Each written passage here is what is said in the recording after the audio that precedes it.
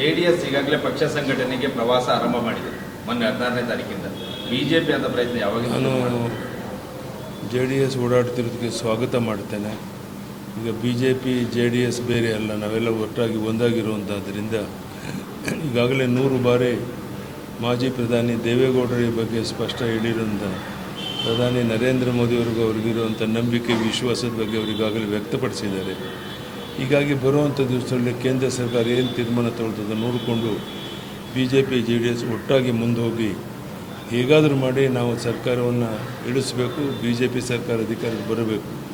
ಆ ದಿಕ್ಕಿನಲ್ಲಿ ಏನೇನು ಪ್ರಯತ್ನ ಬೇಕೋ ಅದೆಲ್ಲವನ್ನು ಮಾಡ್ತೀವಿ. ಇದರ ನಡುವೆ ಕುಮಾರಸ್ವಾಮಿ ಅವರು ಮೊನ್ನೆ ಮಾತಾಡ್ತಾ ಅಸಮಾಧಾನವನ್ನು ವ್ಯಕ್ತಪಡಿಸಿದ್ದಾರೆ.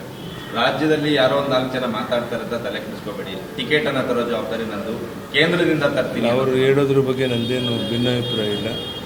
ಅವರು ಕೇಂದ್ರದ ಸಚಿವರಿರೋದ್ರಿಂದ ಆ ಮಾತು ಹೇಳೋದು ತಪ್ಪೇನಿಲ್ಲ. ಎಲ್ಲರೂ ಒಟ್ಟಾಗಿ ಹೋಗ್ತೇವೆ ಅನ್ನೋಂಥ ಅರ್ಥ ಈ ಮಾತನ್ನ ಗೊತ್ತಾಗುತ್ತೆ ಅಷ್ಟೇ, ಬೇರೆ ಏನು ಅಪಾರ್ಥ ಮಾಡ್ಕೊಳ್ಳೋ ಅಗತ್ಯ ಇಲ್ಲ. ಸಮನ್ವಯ ಸಮಿತಿ